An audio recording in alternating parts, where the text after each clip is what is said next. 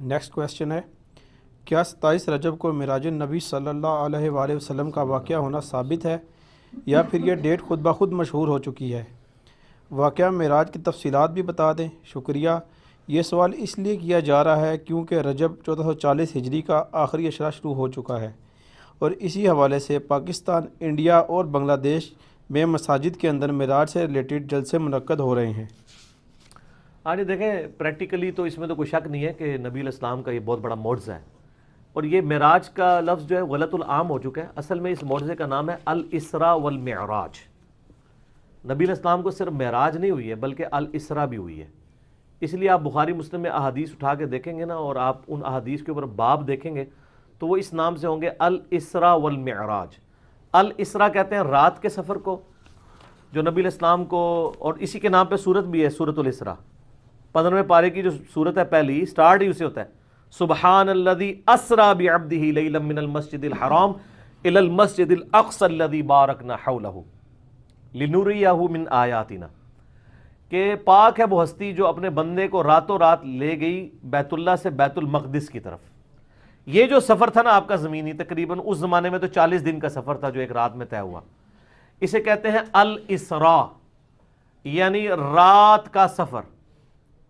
رات، ٹھیک ہے آپ لوگ نکلیں، الاسراء رات کا سفر، اور دوسرا ہے المعراج جو بیت المقدس سے 7 آسمانوں کا جو سفر طے کروایا، بیت اللہ یعنی بیت المقدس سے لے کر سدرۃ المنتہا تک، وہ کہلاتا ہے المعراج۔ المعراج یعنی آپ کا عروج، بلندی کا سفر۔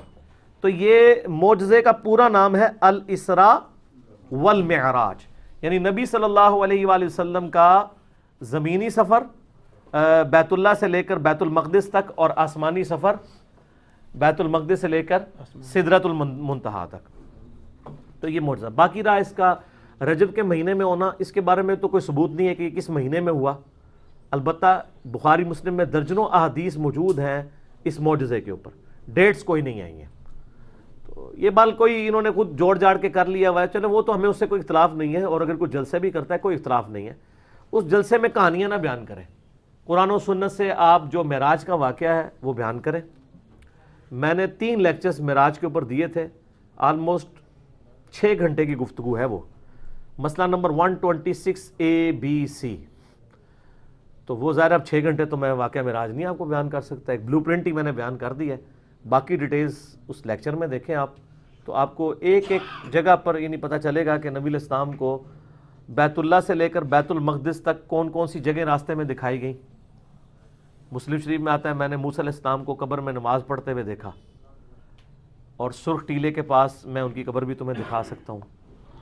پھر بیت المقدس میں صحیح مسلم میں، بخاری میں ڈیٹیل آتی ہے کہ انبیاء اکرام کے ساتھ آپ کی ملاقاتیں کروائی گئیں، لیکن یہ چیز کوئی عام آدمی آبزرو نہیں کر سکتا تھا، یعنی یہ غیبی پردے میں سب کچھ ہوا ہے۔ حتیٰ کہ صحیح مسلم میں آتا ہے کہ جب امامت کا وقت آیا تو جبرائیل نے مجھے آگے کیا، میں نے تمام نبیوں کی امامت کروائی۔ پھر وہاں سے میں پہلے آسمان پہ حضرت آدم علیہ السلام سے ملاقات ہوئی، پھر اس طریقے سے آگے کرتے کرتے مختلف آسمانوں پہ مختلف پیغمبروں سے ملاقاتیں ہوئیں، جنت بھی دکھائی اللہ تعالیٰ نے، جہنم بھی دکھائی، اپنے امتیوں کے عذابات بھی مجھے وقت میں گزار کے پہلے دکھا دیے گئے، بڑی ڈیٹیلز ہیں۔ تو وہ مسئلہ 126ABC دیکھیں، بلکہ آپ واقعہ معراج، چونکہ غلط العام میں یہی لفظ چل رہا ہے تو میں اسی نام سے اسے اپلوڈ کیا، لیکن اس میں ڈیفینیشن بتائی ہے الاسراء والمعراج۔ اس کا ذکر قرآن میں بھی ہے، سورہ بنی اسرائیل کو سورۃ الاسراء بھی کہتے ہیں، اس میں نبی علیہ السلام کے رات کے سفر کا ذکر ہے، اور جو آسمانی سفر ہے اس کا ذکر سورۃ النجم میں ہے۔ تو یہ ساری آیات میں نے کور کی ہیں، پھر احادیث بخاری مسلم سے کور کر کے پورا ایک ڈیٹیل کے ساتھ، ایک سمجھ لیں پورا وہ PhD تھیسیز ہے جو میں نے کور کیا ہے۔ پھر اس میں جتنے اختلافی موضوعات ہیں، خصوصاً اللہ تعالیٰ کے ساتھ جو ملاقات والا معاملہ ہوا ہے جس کے اوپر کئی ایک رائے پائی جاتی ہیں، اس کو میں نے ڈیٹیل سے کور کیا ہے۔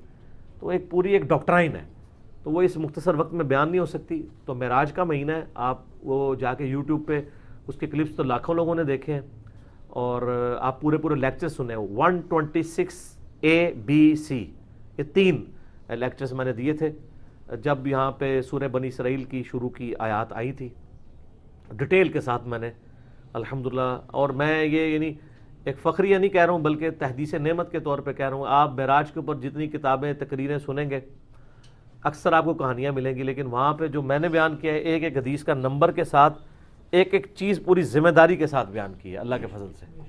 اور میں نے یہ بھی بتایا کہ کن لوگوں نے بغیر ذمہ داری کے کہانیاں کرائی ہیں، وہ کہانیاں بھی ایکسپوز کی ہیں. ٹھیک ہے، کیونکہ ہم تو انجینئرنگ بھی ساتھ ساتھ کر رہے ہوتے ہیں نا. دین صرف اس چیز کا نام نہیں ہے کہ آپ صحیح چیز لوگوں کو بتائیں، دین اس چیز کا بھی نام ہے کہ غلط چیز بھی بتائی جائے. اگر آپ غلط چیز نہیں بتائیں گے لوگوں کو کہ یہ غلط ہے تو صحیح کا صحیح ہونا کیسے پتہ چلے گا؟ قرآن پاک میں یعنی اللہ تعالیٰ نے تصویر کے دونوں رخ پیش کیے ہیں. عیسائیوں کے غلط عقائد کی بھی نشاندہی کیا اور صحیح عقیدہ توحید بھی بتایا. یہ نہیں ہے کہ صرف توحید بیان کی ہے اور عیسائیوں کی غلطیاں ہائی لائٹ نہیں کی ہیں. یہاں لوگ کہتے ہیں نا جی بس میٹھی میٹھی باتیں کریں، آپ اچھی باتیں کریں، غلطیاں خود بخود پتہ چل جائیں گی. اچھا یہ کرائٹیریا ان کا اپنے لیے ہوتا ہے، خود وہ دوسروں کے بزرگوں کی غلطیاں ہائی لائٹ کر رہے ہوتے ہیں، وہ کہتے ہیں ہمارے بزرگوں کی غلطیاں نہ ہائی لائٹ کریں. نہ، ایسے نہیں ہونا. ٹھیک ہے جے جناب تواڈے بزرگ مشین تے چڑھ رہے ہیں دوسرے دے بزرگ بھی چڑھن گے، بچے گا کوئی نہیں، مشین تے چڑھنا ہے. ٹھیک ہے نا جی. تو کیونکہ آپ سچائی کی بات کر نہیں سکتے، اس لیے آپ دیکھیں کہ اللہ تعالیٰ نے ہر چیز جوڑوں کی شکل میں پیدا کی ہے.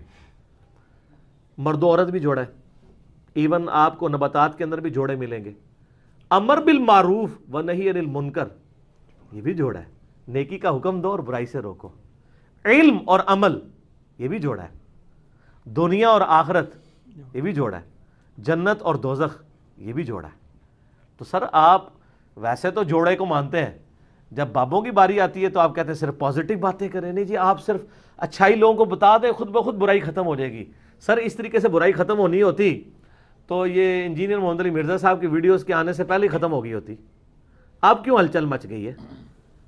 وہ اسی لیے مچی ہے کہ دین صحیح اپنے ٹرو ایسن کے اندر بیان ہو رہا ہے. اور یہی وجہ ہے کہ وہ لوگ جناب جولیاں، مجھے وہ آ کے بھائی کہتے ہیں لوگ میرے ابا جی تین چولی چک کے تواڈے سے بدعا کرتے ہیں، اینے میری نسل برباد کر چھڑی. حالانکہ ان کو اللہ کا شکر ادا کرنا چاہیے اور یہ کہنا چاہیے کہ شکر ہے کہ میرے ماں باپ نے مجھے ہدایت نہیں دی تھی، آج میری اولاد تک ہدایت پہنچی اور اس نے مجھے سکھا دی. میں مرنے سے پہلے توبہ کر لی میں نے، بجائے یہ کہ آپ یعنی پیٹ سے آپا ڈال کے بیٹھ جائیں. اللہ کا شکر ادا کریں. ٹھیک ہو گیا.